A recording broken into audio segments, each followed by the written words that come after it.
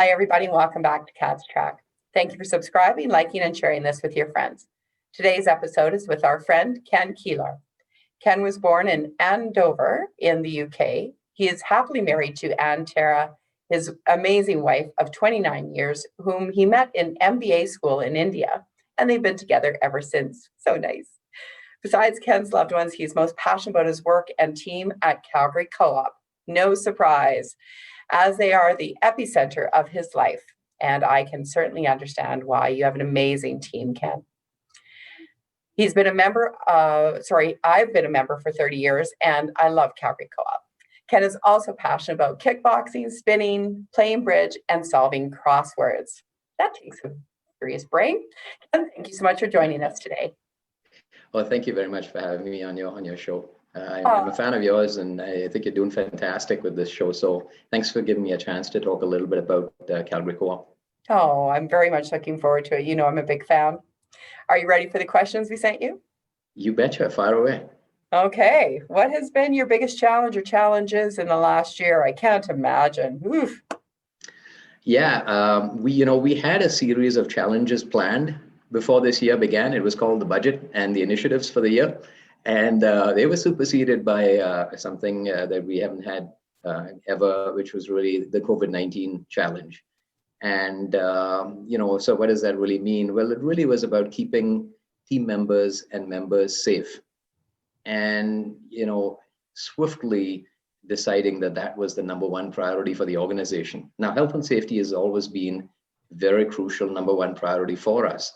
But this took it a whole new level because we had to bob and weave as the situation changed, as regulations changed, and as Alberta Health Services made sure that the place was that consistently all retailers were following the rules, so to speak. So the key for us really was meeting often and being able to communicate with our team members regularly, as well as with our membership.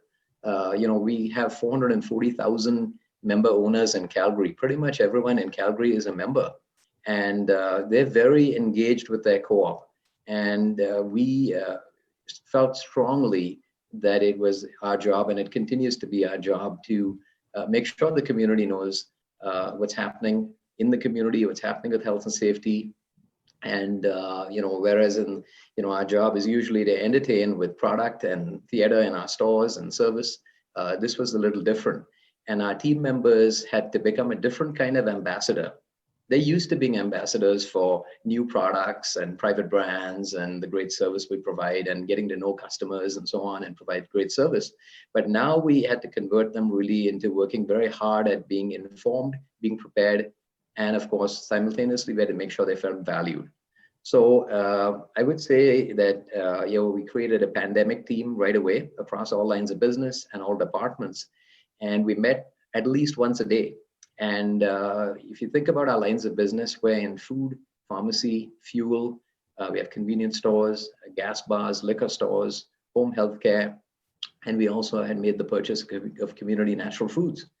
And so we were orchestrating through this pandemic team across all lines of business, all departments, to make sure protocols were quickly interpreted, and if they needed further clarity, liaison with Alberta Health Services, and then decisions made. Some of them were investment decisions around PPE, personal protective equipment in our stores, plexiglass, and so on, that we made very quickly and began installations and communicated across all lines of business. And then our communications team would script something for our members so they knew what was going on and what to expect when they got to the store. So, keeping them informed, keeping them prepared, listening to them on the front lines, because they would come back with feedback from customers or from team members or their own work environment saying, hey, we think we need to do the following. Whether it was to do with reusable bags and their usage, or whether it was to do with the amount of plexi and how it was oriented, the plexiglass, and then just being flexible to change. Because if there was a time ever that we learned to be flexible, it was in the last few months where sometimes within hours the mandate would change, and of course one big one that we're all aware of was masks. Not required. Well, it's a good idea to wear one. Well, it's mandatory, but we're not going to force compliance to hey, you wear it or we fine you. So this spectrum, we had to move along and bring our stores along. And of course, different people were at different phases of it. When you're working in a store in an essential service, it's natural to be nervous about who's coming into the store and how healthy they are. So making sure people were protected and, communicated and educated our customers and members without getting into fistfights.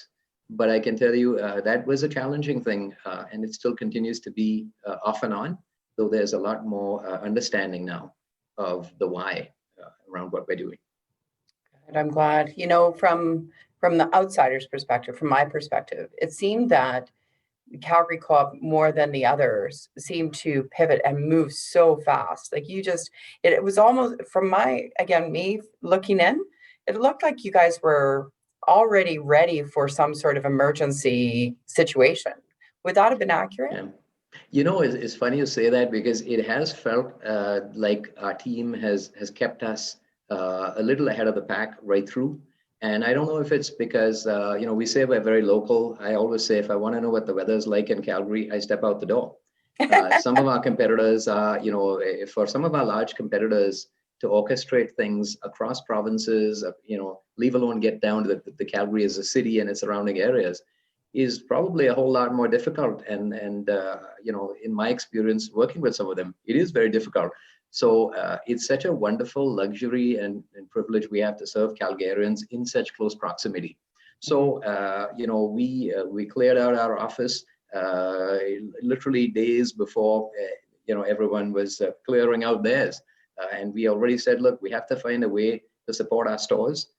They can't clear out. They have to serve the customer in the store. We're going to be there behind the scenes, and we explained to our stores what was going on, because hey, with all these people going home, well, they're going home, they will be available to you. And literally 24/7, the office team was available and communicating with our stores, weekends, evenings, and that whole pandemic team meeting up regularly.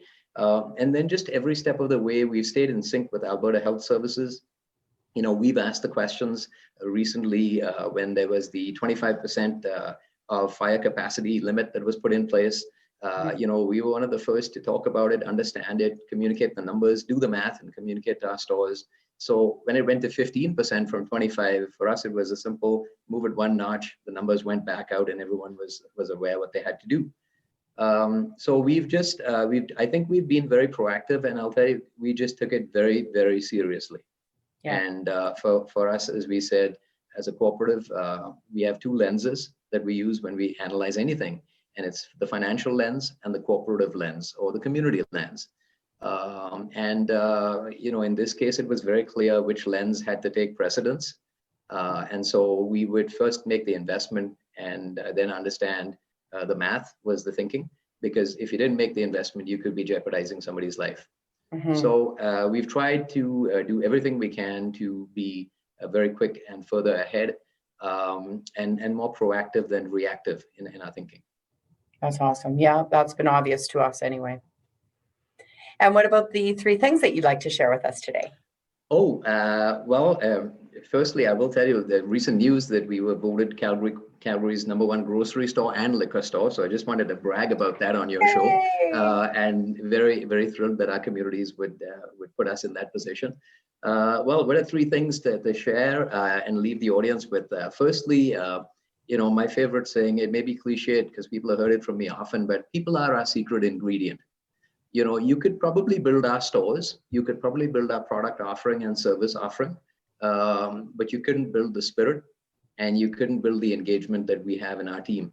Don't forget that over the last year, we've switched our food distributor, which is about nearly 50,000 SKUs of product, 50,000 items in the store, shifting where we're buying pretty much all of them, creating a new private brands program with Cal and Gary's and Founders and Farmers, which now we got over 700 items, and we didn't even have anyone that knew how to create a private brand product a few months ago. And then new cannabis stores, we'll be up to 10 cannabis stores soon.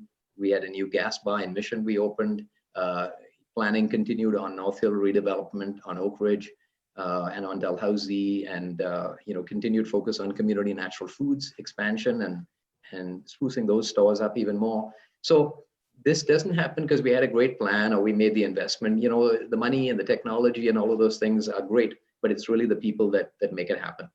The second thing I would say is commitment to the members and the community. We always remind ourselves of our purpose, which is to enrich our member communities, and our vision to be the most trusted, most trusted place for our members to shop and for them to invest their monies. With the responsibility we have to local, we take that very seriously. So we've heard from our members, they want to see more local products and more services over the years. And we've moved the dial from approximately 1,200 items about 6 months ago. We're now at 1,700 plus. Yeah. And that excludes Cal and Gary's and Founders and Farmers. And our goal is to double that.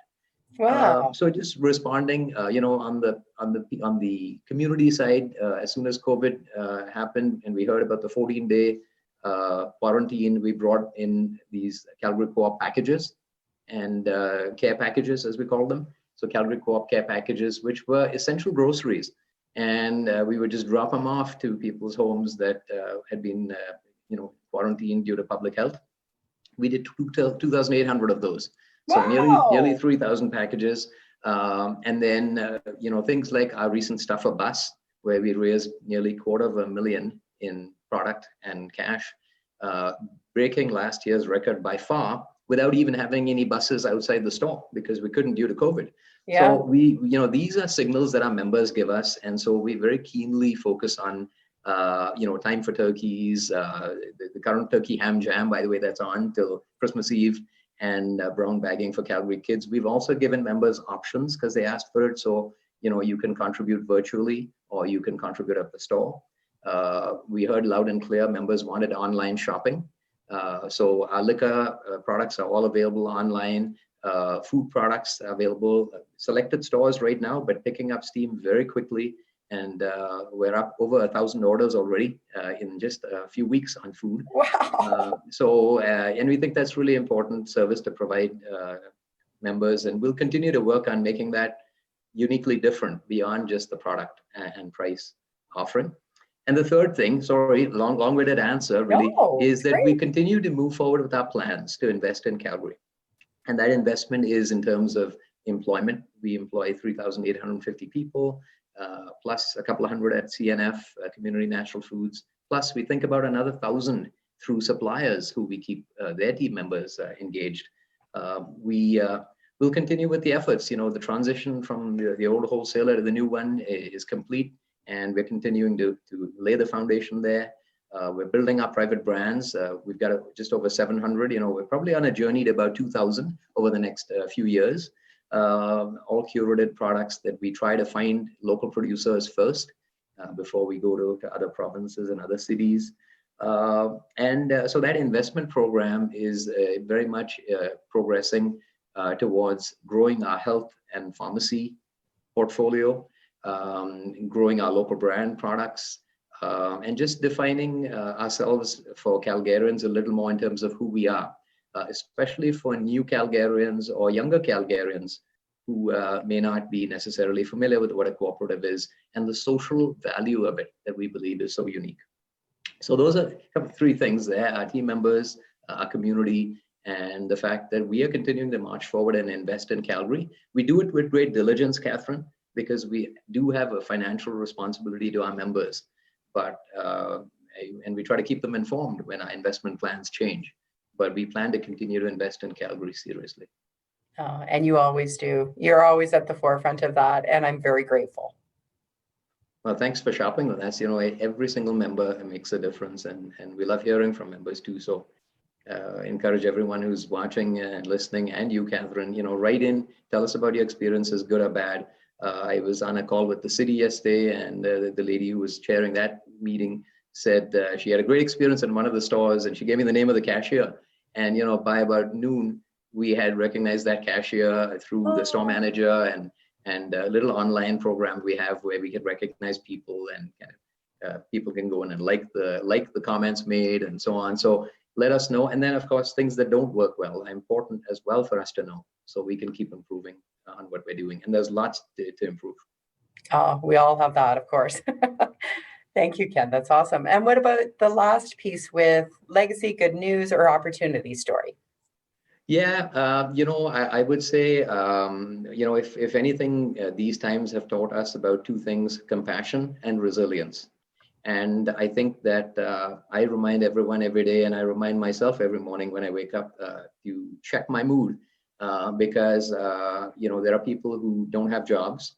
Yeah. So we might be working in grocery or in retail in a more difficult environment, but at least we have jobs, we have an income, and we have a business that is viable, and that and we provide a service and product that people want and need. I think the compassion for people who have less hours of work, less jobs, having to work at home for hours that extend beyond what makes them feel comfortable, domestic situations. There's so much going on, so Yeah. it's taught me personally that compassion and the little things are very, very important. I'll use a phrase that I wrote down once, which was to the effect of, if you only had an hour to live left, who would you call, and what are you waiting for? Oh. So I think it's so fantastic, and it's led me to rethink a lot of my life in terms of neighbors, friends, relatives, and really the people I work with. So, the legacy outside of learning about compassion and resilience, because this has gone on for months and many more months to go, is really in the people and the membership. It's in people like you and me that truly believe in the co-op. How do we translate that to the next generation so they see that true value and they understand why they're shopping with Calgary Co-op? We're not the cheapest price in the market. I will be the first to say that, and that is not our goal. Our goal is to be as competitive as we can, but precede that with service, quality, localness, community, and trust. Yeah. And you can't buy those things for a price.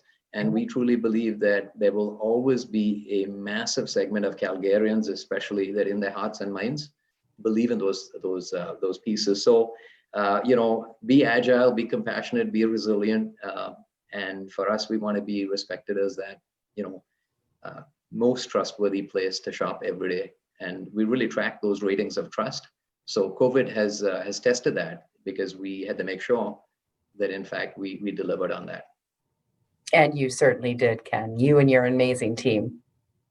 Well, thank you very much, Catherine. Clearly, you're a fan, and I really love hearing from people like you, because it's inspiring that what the team is doing. And by the way, I just stand on the shoulders of the team. They lift me up. So it's wonderful to hear those things. And by the way, when I hear these kinds of comments, I do repeat them to my team, because it really, the kudos go to them. A humble and amazing leader. Thank you so much, Ken. I really appreciate you joining us today.